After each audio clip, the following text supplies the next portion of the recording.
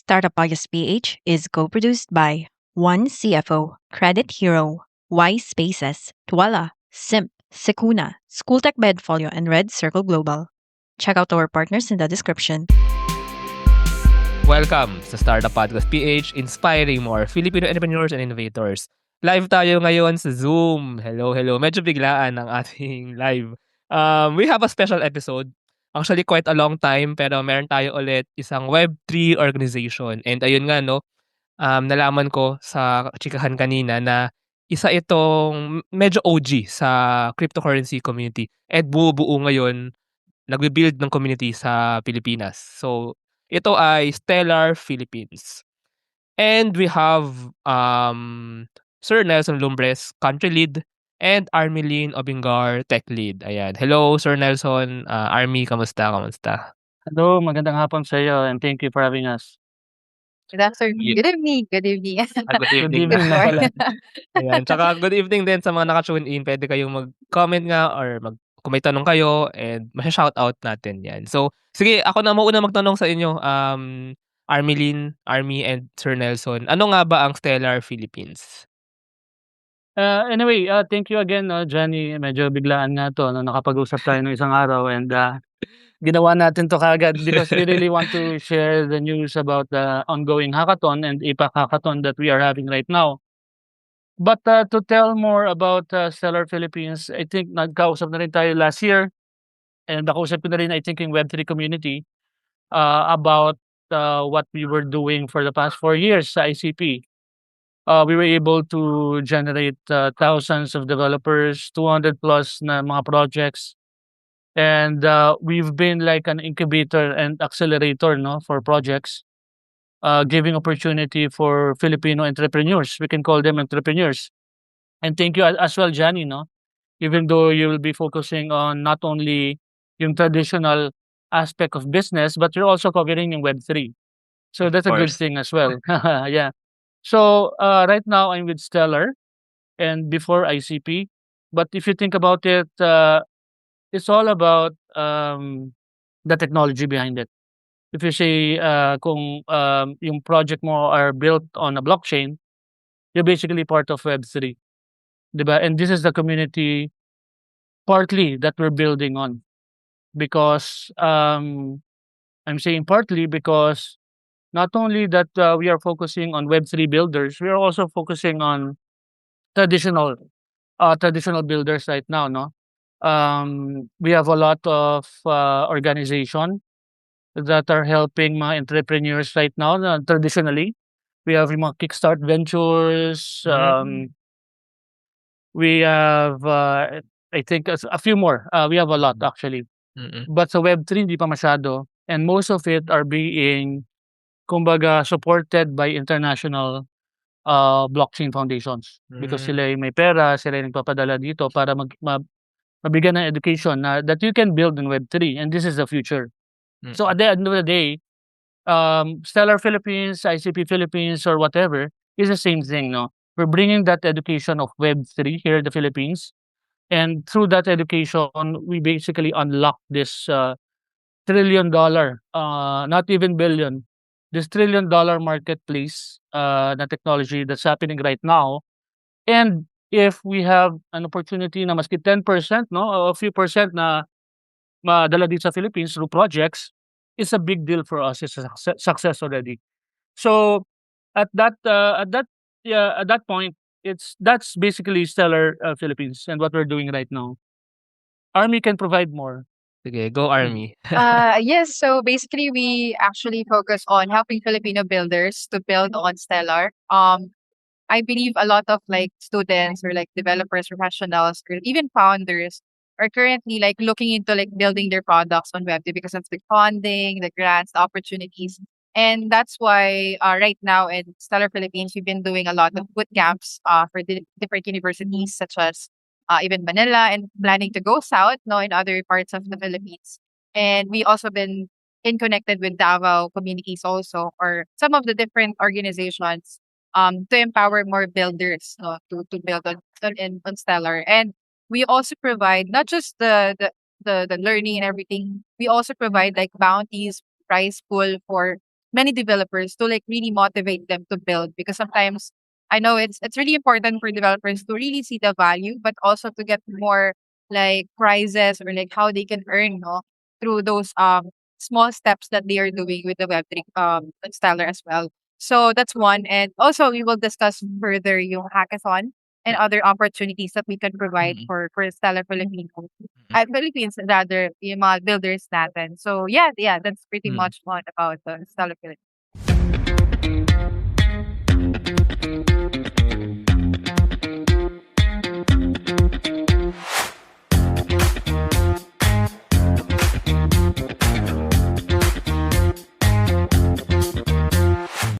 Still filling out loan applications for your business? Yeah, thought so. Save your time. Grow your business. With Credit Hero, one online application gets you loan offers from multiple lenders. Apply for a business loan now. Visit credithero.com. Yeah, first of all, no, ang ganda nung nasa background din yun, no, na build the future of finance. Tsaka actually, yung sabi ni Sir Nelson kanina, ang ganda rin na while Web3 foundations or organizations ito, yung binibuild actually nila for the Philippines is not close to Web3 or blockchain or crypto innovations. Kundi medyo broad medyo broad as long as innovation. So, I think yun din yung ginagawa nitong mga companies na ito para maka-build or nitong mga foundations na ito para maka-build ng community sa Pilipinas. So, talagang according sa description natin, builder-focused ecosystem. Since medyo dumadami na yung mga naka-tune in, no, may naalala lang ako na medyo controversial na I think okay na naman i-share dito. Dati kasi, so medyo simula nung startup podcast, I interview startups, ganyan. Yun din yung parang pagsabog or pagdami ng mga Web3 startups, ganyan. So may nakita ko isang comment dati na parang sabi, dati nakikinig ako ng startup podcast kasi mga innovations, ganyan. Tapos biglang nag-interview ng mga Web3 ay scam. So anyway, gusto ko malaman ang thoughts niyo dun. Especially, kamusta na nga ba yung Web3 ngayon? Kasi parang medyo tumatahimik ata. I'm not sure, hindi kasi ako talagang into the Web3 scene. So just to give a background, kamusta na nga ba yung Web3 scene maybe in the whole world, pati sa Pilipinas? Yeah, so well, for the first that you mentioned regarding sa scam, kahit sino naman when I started, it's the same thing, no? I started just by investing because I wanna grow my money. Sabi natin, how much kung ilagay mo doon for 1,000, gusto mo maging 5,000 next week. And during that time, no, a few years ago, ganun talaga yung laruan kumbaga ni crypto. So, if you coin that term, no, na crypto, they think of it as scam because they think of it, this token, as an investment. It's the same thing for me, it's the same thing for everybody else who started with Web3. Tawagin natin Web3. But if you think about it, yung crypto we're talking about cryptography, no? It's a moon math, no, algorithm that basically makes the blockchain happen, kumbaga. That's where it started with Bitcoin in 2009. And right now, after nun, of course, Ethereum, and one of the OGs actually is Stellar. You can check it. Stellar actually is the token is XLM. So then again, if you, I should not mention kung ano man mga token yan or whatever because it's not about the token. It's about the Yeah. technology, right? Yes. So that's the thing that na-mention ng viewer nyo. It's a scam because he's talking about the crypto investment. But technically, it's not. But if you think about it, if you're gonna invest in technology, right now, no, basically, cryptocurrency is the way to go. Yan ang sasabihin ng trader because it really is. But if you're thinking about opportunity of 10x or 100x, it can also be negative 10x or negative 100x. So you really have to be careful. But we are not, or sabihin natin, kung sino yung mga na-interview mo about Web3, they are not promoting the token. They're promoting the technology, the education, and what it can offer dito sa Philippines. And there are a lot of things to offer. So my recommendation is for your viewers to really deep dive on what the opportunity is, what opportunity that Web3 gives. There are a lot. And it really boils down on what you will build on Web3. Web3 being the new internet. So we go all the way 1990s pa with regards to this, to the emergence of internet. So that's the first question. And the second question is, second question mo ulit? Help me, Kamusta Nicole. Kamusta ngayon ang The Web3 Web3. or yeah, oo. Okay, so right now the Web3 is nag-cool down. So everything, funding, even projects nag-cool down. But because of the market price, obviously, di ba? So any company would kumbaga hold on spending during these times, no? Because at the end of the day, they rely also on their operational expenses. But the thing is, if the market is quiet, that's the time to build. Hmm. So with us, Stellar Philippines, Stellar, that's the right thing to do because right now everything is quiet. You start building your infrastructure, no. So when the time comes na sikat na naman ang Web3 or crypto, 'di ba? You are already well positioned in terms of your projects, in terms of what they're building, in terms of their users. Army can of course give more input to it. Sige. Yeah, go Army. Pero actually ang ganda ng sinabi ni Sir Nelson kanina ano 'no, it's not about the investment per se 'no, but the technology kumbaga na bini-build especially nga now na medyo quiet, it's really the time to build para 'pag Yes, dumating yung panahon at least may well, what we call the first mover advantage or yun nga, well positioned. exactly. Yeah. Sige Army. I think for me naman, I started basically with Web3 as a developer eh. Parang I never thought about like doing yung at first, no, like, because I wanted to learn more about how this technology works before I go into like finding out like investments and everything. Because sometimes people go into hype, like, oh, this is like good and then something like that. So for me as a developer, it really has to like how these opportunity can build me in terms of like because right now there's a lot of technologies, AI, everything. Like how can we make ourselves as developer like future ready or like future proof, something like that, na parang we're prepared for what kind of like projects we can build or something like that. And now that we're working on Stellar, no, it's something that it's interesting because they're one of the OGs, no? Like ang tagal na nila. And given until now, they're still here. So which means the project is really strong enough to sustain many the downtime, uptime, everything else, no, because of the technology behind it. So what I really recommend with the viewers, no, like really think about what is this technology made at, like the utility, and then try to immerse it yourself about what it could give to you. And then maybe if you kind of think about doing investments, really have to study further, like not go into the try to make be rich in one day, no, but really take a lot of series of learnings, like asking a lot of maybe research and all of those things. So I think that's my point of view as developer myself. So yeah, thank you Yeah. so much for that. Yeah.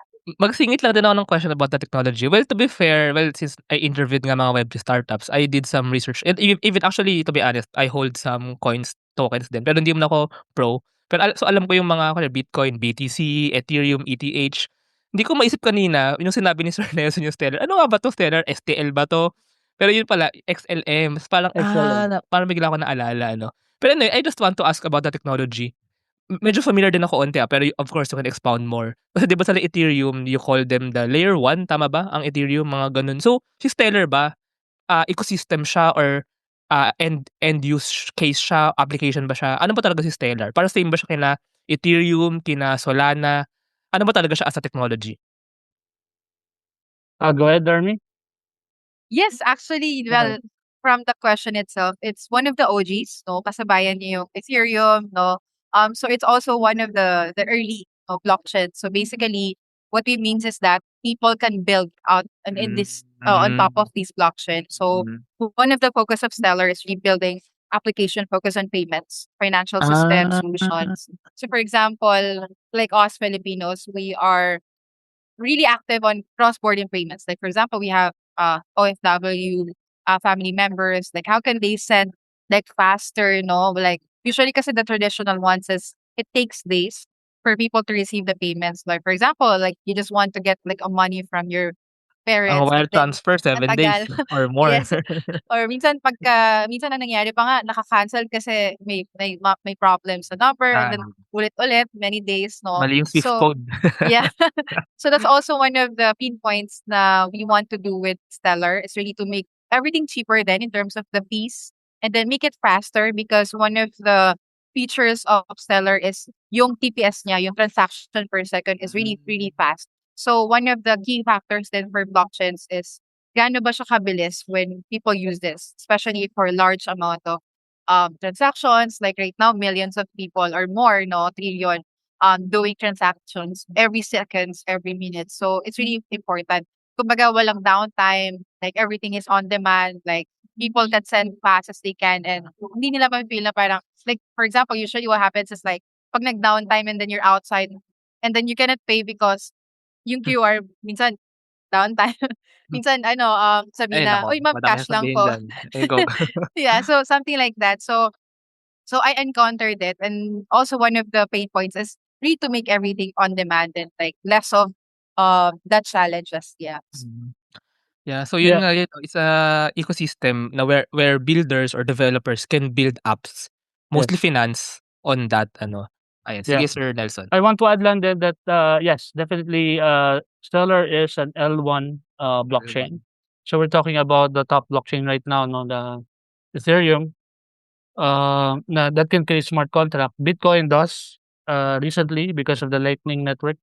And Ethereum, then we have XRP, the top ones, and next, if I'm not mistaken, baka magkamali ako, please correct me if I'm wrong. And next is already Stellar. So you're looking at those in terms of not only on financially, in terms of financially, no, in terms of market cap, but that's not the point. But the point there is kung ba't sila top is the number of users talaga. And that's the reason why that similar to Ethereum, similar to XRP, ever since they've been there, no. And exactly with what Army just mentioned, you can build on top of it. We're focusing on the financial layer of it that Stellar can deliver. Yeah, I think papunta na rin sa next question ano. Before yung hackathon, actually nasa backgrounds din naman. So, Stellar, which was actually based, well, of course not in the Philippines, pero bumubuo ng community sa Philippines. So, siguro tanong ko ay why? Why? Bakit nga ba ito yung strategy ng Stellar? Bakit nagbi-build ng community sa Philippines? I think yung kay Sir Nelson, for example, yung episode natin last year, ICP, medyo ganun din yung approach eh. And then now Stellar, ano. So, ano yung why of why they're doing this? Tsaka of course, ano yung what? What exactly are they doing? Ano yung sabihin ng community when they build here? I'm sure, isa nga dito yung hackathons, pero meron pa yan, di ba, yung mga bootcamps, partnerships with schools, etc. So, why and what? Sige, ayun. Yeah. I think I'll start first. Here's the thing. Southeast Asia is an emerging market, no. We all know this. And if you think about it, if you go to Europe, if you go to America, it's a totally different environment. You can see it, no. Basically, you cannot invite everybody to go to Web3 immediately. They're not looking for that opportunity as much as third world countries does or second world countries, no. First world country has this as it easy for them already. And right now, in terms of innovation, in terms of unique ways of building things or unique ways of doing things or thinking even, is really from Southeast Asia or in Asia in general, no. So it's an emerging market. We're not talking only about the Philippines. We're talking about Vietnam. We're talking about Indonesia, and of course India. In terms of if you look at India, napakadaming developers, napakadaming builders, and at the same time, napakadaming projects successfully built on Web3 sa India. Similarly with Vietnam, if you check about successful projects right now, check their last names, makita mo, they're all Vietnamese or Indians, di ba? So why can't Philippines be the next wave of kumbaga builders or developers or projects coming, kumbaga yung pinaka-successful coming from the Philippines? So think about it this way, no? Not only that we're grateful that the Stellar is building here in the Philippines, but at the same time we have to prove ourselves that we can deliver in terms of the innovation, in terms of the project building, in terms of team foundation. Actually, very important din yun kung anong background ng teams. So I do believe that we have the best developers that are graduating right now even or recently graduated. or maybe currently working but thinking of other ways of doing things or thinking of being an entrepreneur. And if you go to the path of Web 2, the traditional ways, the legacy, um, we're not competing with them, no. Of course, we can work with them. But if we go with that type of thinking, you'll be competing basically with 90% of the products out there. Everybody is built on that system. So if you really want to build on that, kumbaga remaining 10%, no? Medyo darker yung path, but konti lang kayo. I think you have to go with Web3. And yeah, so that's very critical, and we're very grateful that Stellar is in the Philippines. And yeah, Army can add more, of course. At saka tama nga naman ano, I mean may mga Armelin o Bengargat tayo sa Pilipinas na mga developers. So Exactly. kumbaga if Stellar as an L1 cryptocurrency or ecosystem na gusto ng more builders, more apps, more programs na binibuild sa kanyang ecosystem, of course, why not go sa place na marami mga developers na talented ano. So sige Army, please add. Actually, to add lang naman, kasi in Web3, it's really community driven. So that's why one of the reasons why whenever a blockchain, no, like really wanting to build on like Philippines, no, it's really the community first. And then from there, developers, founders, entrepreneurs kind of like get into this place where, for example, if they wanted to learn something about Stellar, they can ask someone else, or they can ask in the community na how to use it. So that's why community is really important, especially with developers too. Like that's why, for example, if someone uses this certain tech stack, they just ask someone, "Oh, are you using this?" And then they kind of like find the similarities already, and then they can connect, and that's already a community, though, because you kind of see someone else na alike from your interest. So that's also one, and I'm so excited because for the first time, no, Stellar is now going to Philippines to focus on builders. I really know that we have a lot of builders. We just really have to put, spotlight opportunities, grants, like projects to get funded. Because that's also one of the important for builders to really have their, kasi ang daming magagaling eh. And sometimes they really want help or assistance from communities like such as Stellar to get their projects pull off, no, and really expand. So that's one that we wanted to do with Stellar Philippines. And yeah, really grateful for this opportunity, Sir Johnny, for having us here on Startup Stage Podcast. Yeah, of So, course thank you din sa pag-share nitong ano, new technology. Actually not new no, pero kumbaga itong technology that people can actually benefit from or magagamit din talaga no. In today's digital world, your organization needs more than just technology. It needs a strategic partner. At Symph, we build web and mobile apps that drive innovation for startups, enterprises, and organizations worldwide. Visit symph.co today. Protect your assets from bugs before bad hackers exploit them. And launch your products seamlessly with Sukuna, your trusted partner in cybersecurity. Receive reports in real time and work with security experts to find bugs in your products before others do. Let's make your security our priority. Trust the digital future with Twala. Secure and tamper-proof digital signature. Electronic notarization service. And custom AI agents for intelligent document workflows. Visit twala.io to learn more. I'm just curious, Army. I think Armin as the tech lead. Paano go program ba? I'm really just very curious about this. Iba ba, di ba may mga language tayo, C++, Python, whatever, even mga React, ganyan. Kunwari Stellar Philippines, tsaka let's say Ethereum or Solana, whatever. Iba-iba ba yan ng parang stack or, I'm not sure kung sasabi ko terms or language or platform or whatever. Or even if iba-iba ba, madali ba lumipat? For example, natuto ka dati ng Ethereum. I think may tawag doon sa Ethereum if I recall correctly, yung parang language nila EVM, na, sir. yeah, how about, Actually, okay, sige, go. actually, sir, yeah, this is a good question, honestly. Because with Stellar, one of the tech stack is using Rust. So it's an Rust, emerging, I know, yeah. Rust. Okay, oo. Very Kasi old, medyo old yun eh, di ba? Oo. yeah. Oo. Oh, it started back in when Mozilla started na rin. So they built it open source. Basically correct. Basically if for example someone knows about Rust, they can really spot in different blockchains are on top of Rust. No? So basically, they're building with Rust. No? That's why transferable siya because as long as you know the language, the programming language, you can definitely go and like explore different blockchains because you know already the basics and how to build.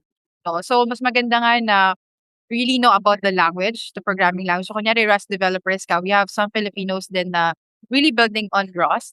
So if you're interested to go into Web3, your knowledge about Rust could really be helpful, no, in blockchain. And also, there's also a stack, no, yung Solidity.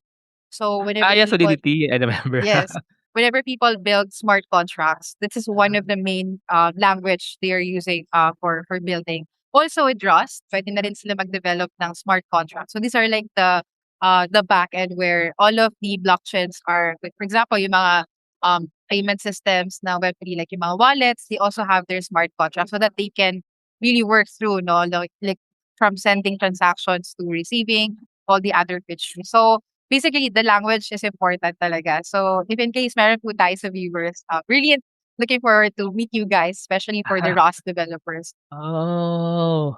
Now, yeah, sige. Now, i-connect ko na dun sa hackathon, no? Well, basically, the question ko, required ba na itong Rust or itong tech stacks na ginagamit sa Stellar, yung gamitin sa hackathon? And even if yung, I'm pretty sure, but correct me if I'm wrong, maybe ba dun sa hackathon na ito, hindi nga necessarily blockchain app or whatever. It's any app, correct me if I'm wrong, or finance app ba, ganyan, and required ba na, yun nga, gamitin nila is Rust, for example. So, yeah, basically tell us about the hackathon na lang. Yes, so thank you so much for that, for the hackathon. No, so basically for our hackathon, May 18 to 24. So that is the mini hack for Philippines. No, focus on Filipino builders, building on Stellar. Of course, yes. One of the languages that we really recommend to use is the Rust, so that they can really deploy yung kanilang application on Stellar. Sa Of course, Stellar they can still, ide-deploy. Sa Stellar ecosystem mismo ide-deploy. yes, ko, Now it yes. makes sense. Yung hackathon din kumbaga, I'm sorry, isingit ko lang. Kumbaga Stellar Philippines is doing these hackathons too. Yun nga, para diretso makakuha na ng apps dun sa ecosystem mismo. Yes. Okay, okay. Also one of it, maybe some people would ask, no, parang paano yung full stack, paano yung front end, paano yung back end. So what you know about, building front end, like yung React, yung mga ganyan, yung mga languages for designing, it's still the same. Ang nagkaroon lang ng difference is yung smart contract that you build on Rust. But what you know about building a full stack, it's still the same. It's still there. So basically, kung yung mga builders tayo on the audience, only the smart contract is one of the things that you would be learning more. And then you can deploy any apps, like kung galing siya sa passion project mo na related on finance, no, you can already build out, just add smart contract on it, and then that's it, no? That's pretty much. Pero required yung maglagay ng smart contract, required Yes, din. yes, yes. Finance required? Yes. Yes. So, finance app or finance technology, tapos lalagay ng tawag dito, smart contract. Parang no, ang dami kong naiisip. I'm sorry, I'll ask Sir Nelson din, pero singit lang muna ako. Ang dami ngayon sa if you go to yung mga Facebook groups ng mga IT Philippines, mga App Builders PH, ang daming mga gumagawa ng mga kung ano-ano apps na actually ang gaganda. Tapos parang ang dami nga din mga finance na umuuso ngayon, yung mga budget, ganyan-ganyan, tsaka mga connected sa digital banks. Parang maganda nga rin, no, digital banks, digital wallets, digital banks with smart contracts, something like that, sa loaning, whatever. So, siguro sige, Sir Nelson muna, if you may have something to add. Yeah, I think a good point na maraming magagandang ideas, magagandang projects. But I want to add as well, maybe something that some pain point that you have that you really wanted to be fixed. And it can only be fixed by blockchain or Web3. So you really have to go back to the roots of what blockchain is, kung ano bang benefits, why do you need it. And I think, no, right now, remittances is a pain point, to be honest. High transaction fees. Fees mostly go to a centralized intermediary, mostly Swift. And to be honest, Stellar, any blockchain can compete with it, because right now, if I send you money, if I am overseas, you'll be able to receive it instantaneously. And but in versus on traditional, if nasaraduan sila ng bangko, sabihin natin, hindi nila magagawa yung transaction if nasaraduan sila ng bangko at the same time, and it will take days no, mataas na yung, babayaran mo, it will take days, napakatagal pa. So kung emergency, then 'di na umabot yung pera. And, with blockchain, that can be done, instantaneously, no? Again, because of the benefits or, we go back to the roots of the benefits of blockchain. Yeah, so actually tama nga rin naman sa mga hackathon nga naman parang hindi naman yung mag-build ka lang, usually talagang kailangan mag-start sa isang problem na ano, That's may usually magbibigay yung host or whatever ng problem or basta dapat yung solution na gagawin mo dun sa hackathon is maso-solve yung ano, yung problem na yun. So hindi nga naman pupuwede na, blockchain lang or smart contracts lang. So talagang kailangan naka-connect siya sa actual business problem and parang ang dami ngang possible ano. So speaking about that, baka nga may mga nakikinig now na mga builders or mga interesado sa Stellar Philippines in the community that's being built and yung mga programs like itong hackathon nga.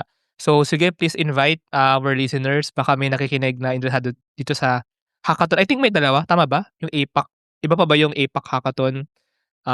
Tsaka yeah, so please invite sa mga upcoming na hackathons or baka may Yeah. bootcamps, etc. Yeah, RB will, share a few mechanics of the hackathon this week. I just want to mention that the demo day is going to be at the PDAC's office. Invite ka na rin namin, Johnny. Oh, On kailan 'to, sir? Saturday. Kailan? Saturday, May 23. Ito na palang Saturday. Oh, so May you can May 23, 23. 3 Okay. PM to 8 PM. It's gonna serve as well as a builders meetup na rin. Parang I like to go. Saan Yeah, to, sir? Saan? Sa PDAC's office. Saan ba yung PDAC's office? Sorry. Ortigas. I'll send it to you. Ortigas. Oo. Sige. Parang interesting. I'll send you the exact details. Kalad ka rin eh, no? Kaya. No, kasi it's a good avenue to network with projects, with different builders as well, entrepreneurs, and a lot of big names will be there as well. One of the judges is CTO ng PDAC's. So it's a big deal then, no? And we have projects there who will be doing the in person pitching of their project. And we have the APAC hackathon, which it is a $60,000 prize pool. I leave it to Army to explain further. Go on, Army. Wait lang sir, teka. To be clear Okay. lang ano. So may ongoing hackathon na patapos na at demo day na sa Saturday, May 23. Well, Which pwede is pa the naman umabol yung pwede mga... pa. Kasi Okay. ang So sa mga submission- nakikinig now, pwede pa. Pwede pa. Hanggang submission is hanggang Thursday, May 22. Okay, If- hanggang meron if pa di ako tayong nagkakamali, 48 hours. Yeah. What's the name of this hackathon, sir? Itong ongoing. Build the future of finance. Ito yun, yung Build the Ito Future yun, Finance, yeah. yung Stellar Philippines Hackathon. Yes. Ito yung May 18 to 23, tama ba? Yes. Okay. And then meron pang isang hackathon. So, APAC hackathon na $60,000 yung Okay. prize pool, wherein nagko-compete ang Philippines, Vietnam, and Indonesia. And Army will show the video as well and a few of the mechanics. sige. Go ahead, Army. Hopefully we can. Let me. Sige. Pero when to? Ongoing na rin siya, tapos hanggang Ongoing July. din. Hanggang July. hanggang July pwede pa? mag-submit. Oo, mas matagal. Matagal pa. So, sa mga Yeah. nakikinig nito, sali pa kayo. Johnny, pwede ka rin mag-build. Ako ba? Ay, hala. Kaya yan. Mag-aaral na ako ng Rust. Sige. Ayan, dito yung video. Sige, go Army. Takes her first digital payment. A student sends money home. A kid with a laptop just had an idea that could change everything. 600 million people. One of the fastest moving digital economies on the planet. And honestly, the financial tools haven't caught up yet. That gap, that's the opportunity. And that's where you come in. We want apps people actually open, payments that just work, DeFi that does something real with real assets. You won't be doing this alone. Workshops, mentors who've shipped before, builders across Vietnam, Indonesia, the Philippines, and a global ecosystem watching what you make. Build something that's still running a year from now, something your mom uses, something your friends send to each other. APAC Hackathon, Vietnam, Indonesia, Philippines. Build real. Apply now. Ayun. Yeah. Sige, go Army ano, maybe you can share more of the mechanics. Tsaka parang nakita ko kasi may mentorship pa, may workshops before yung ano. Pero singit ko lang talaga, may talagang nagpapsuot ako kasi sabi ni Sir Nel, sasali daw ako eh. Gusto ko kasi mag-aral ng honestly, gusto mag-aral ng vibe coding. Pwede ba yung mga ganito? Pwede ba? Sige, Yes, go, go. sir. Yes, definitely. Actually, that's also one of the we also recommend that because that helps builders to ship fast, no? And Hmm. right now, the current hackathon for mini hack for the Philippines, no, currently happening this week. Hmm. It's also some of the builders are actually using AI tools as well. So it's really okay. No problem on that because even builders are really parang immersing themselves already with this tool. So why not, no? To use it for the hackathons. And for the APAC, no, it's a team. So if in case you are a solo or probably you have people in the team, like maybe maximum is 5 and minimum is 1. So you can already team up and like think of ideas that you can build on Stellar, focusing on finance, no? Anything related to probably remittances, no? If you are working on cross-border payments, anything that focuses on people on the unbanked, yung mga hindi pa naka-unbanked, no, and underserved Hmm. Filipinos, especially with finance. So that's also one of the core part for the APAC. And the good thing with this hackathon, it's 1 month. So 1 month siya. So you have more time to learn more about Stellar. So we offer workshops. We're also partnering with some biggest platforms that you know of. So we will share that more info as well. And also there will be more mentoring sessions. So we will connect you with some of the mentors in the Stellar ecosystem to know more about how to build and of course how you can put your ideas into life. No, so that's also one. And pinakamalaking prize pool siya because it's 60,000 USD. So it's bigger. No? It's like even if you just get like a portion of it, it's still really big for Filipino developers to like start their ideas on Web3. So yeah, that's one of the Yeah. focus on the impact. Ako personally very interested ano, baka sumali ako dito. Join ka Pero na. eh, Kaya ano, yan. may double digits tayo nakikinig na ano, so baka baka may mga interesado diyan. Question lang, sorry. So yung program, hanggang when sila puwede magsabi ng intent or ano pala, kami. Hanggang kailan kami puwede magsabi ng intent to join? And parang dapat ba may MVP na or whatever? And then ano yung parang start mismo nung mga workshops and until when yung demo day? Parang gano'n. Ano lang yung parang flow nito? Yeah, so it will start with this first week of June, no, until July. So registration is currently happening now. It's Ah. starting now. So yung link, you definitely see that and register as a team. Kahit wala pang idea, it's okay. Ah. Some people that we know in the hackathon, they just get to know their ideas nung nandun na sila sa hackathon. But sometimes other people already have the ideas, no. So it really depends on the builders. But definitely yes, registration is starting now. So at June, workshops and mentorings are already gonna be hosted. So you will receive like confirmation with your participation. So they will receive an email invite so that they can join, and then their team members can also learn about that. And as a team, ma-explore nyo yung Stellar directly from us as well. So yeah, that's definitely one of our. So matagal siya. It's a long journey of hackathon because people really build good, amazing ideas for APAC for Filipinos as well in Southeast May Asia. ano ba, criteria or parang selection? I mean, anyone can join, 'di ba? So parang may ano ba, selection process or whatever? Actually, wala naman sa mga registration Hmm. part. Like, Hmm. kahit coming from Web2, like founders or maybe different like niche, it's okay Hmm. because in hackathon, the niche is really important. Yung background, what you know about things is really important. So regardless kung you just only learn about yung doing coding, it's really okay because wala namang masama kung first time mo to join the hackathon because Ah. usually it's the best thing, no? Yung first time joining hackathon, it's good because the excitement of like building things on in different tech stacks. So yeah. Baka first time ko at ako manalo 'no? So compete na kayo sa'kin. Yeah, Nakikinig. usually may ganun po. May mga Puwede, first timer puwede. na nananalo.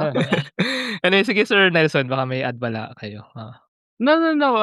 Everything is good naman with what Army explained, and really just hoping to invite your community, Jenny, and the people who are watching. Hopefully, it can change people's lives. To be honest, no, and especially to those who are starting pa lang to learn.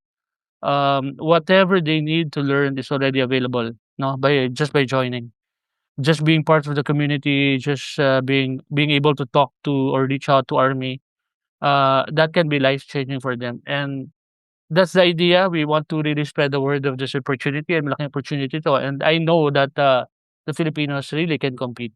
And looking forward to see you on Saturday. Sige sir, i-wrap up na natin 'to 'no, so sweet and short and sweet lang tayo 'no. Ano lang siguro, ano nga ba yung parang future plans pa ni Stellar? For sure hindi lang isang hackathon 'to or dalawang hackathon, for sure marami pa 'to. So and aside from hackathons, meron pa bang mga I see here mga bootcamps or yung partnerships with schools nga. So ano pa ba yung mga puwedeng ma-expect? Kasi baka may nakikinig, baka lang ma-miss yung hackathon pero talagang gusto pa rin sa Stellar community. So ano pa yung mga ibang pupuwedeng opportunities? I can start with this, no, but right now we're really looking for entrepreneurs who are really serious on building. We can give grants up to $150,000, Hmm. 75,000 to $150,000. Any project really can benefit from that, 'di ba? So if you are a serious builder, you have attraction, Luzon, Visayas, Mindanao, kung saan man, kung ano man users mo, reach out to us. Maybe we can help and we can migrate your project to Web3. And yeah, there are still a lot of opportunities like ambassadors and everything. Army can tell more. Yes, tsaka ano, sakto pa lang ngayon kasi ang dami talaga yung mga nagva-vibe code na magaganda at useful. Yes. So, I think since malaki-laki din yung grant dito. So, pero parang ano ba ito, incubation or parang, so you have an app, you have a project, and then you will get a grant. Pero parang, syempre, of course, patuloy-tuloy pa yung pag-build nito with mentors, with partners. Ganun ba ito? No, not anymore.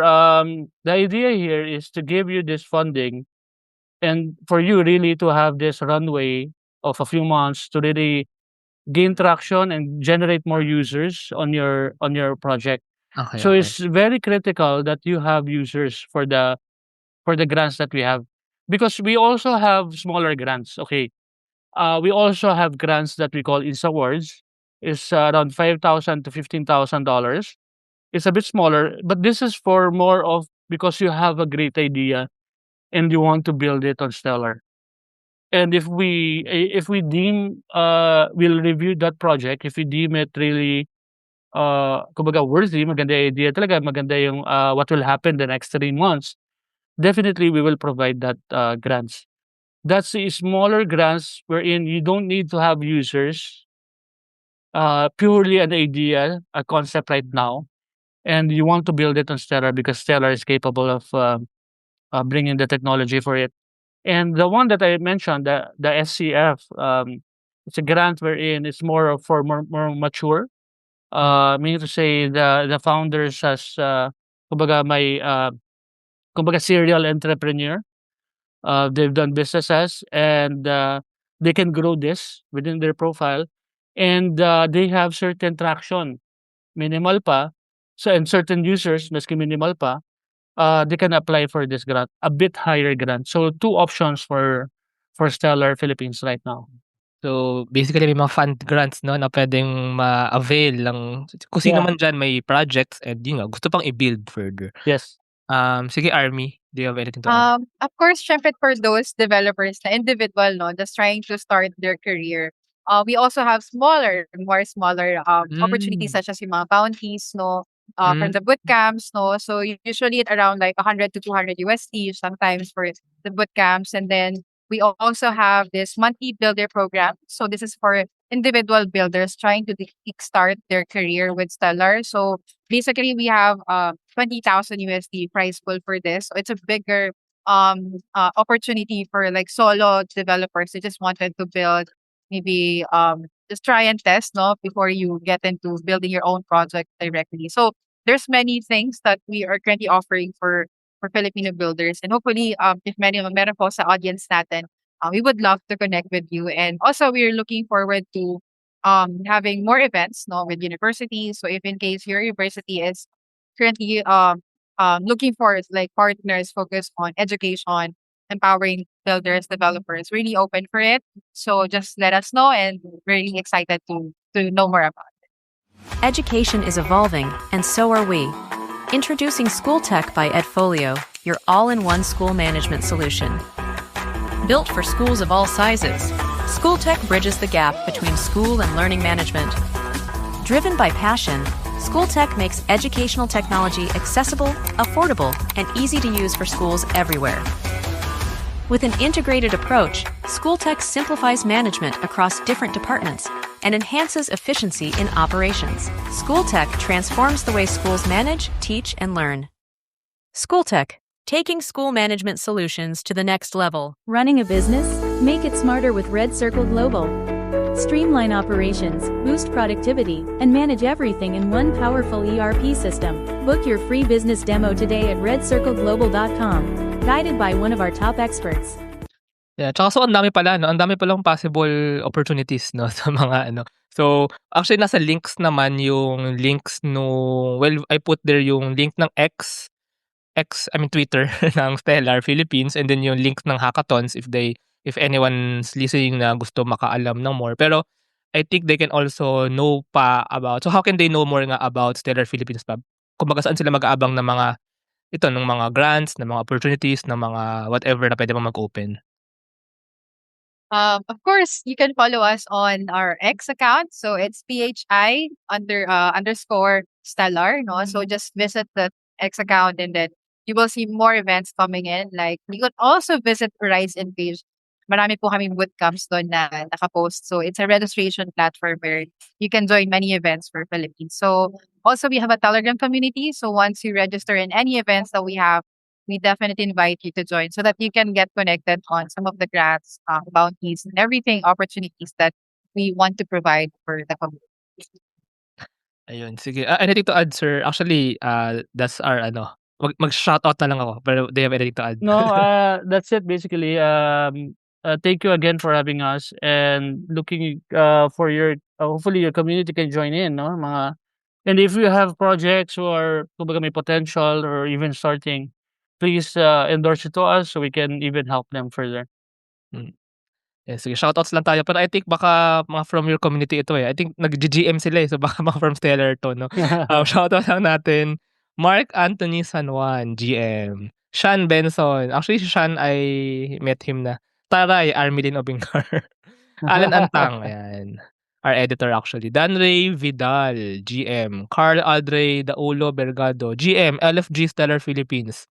Daniel Bagaforo Mir, GM. Yan. Pag GM, alam ko ng ano yun eh, Web3. Web3, yeah. Yeah. Okay, ayun. Thank you very much, Army, no, and Sir Nelson, GM, and LFG Stellar Philippines. LFG, yeah. Thank you for our... Thank you very much. Thank you. Thank you for having us. Thank you very much to our 65 patrons. This episode is super powered by AskLex PH Academy, our official e-learning partner. Get certifications on Lean Six Sigma project management, data science, and more.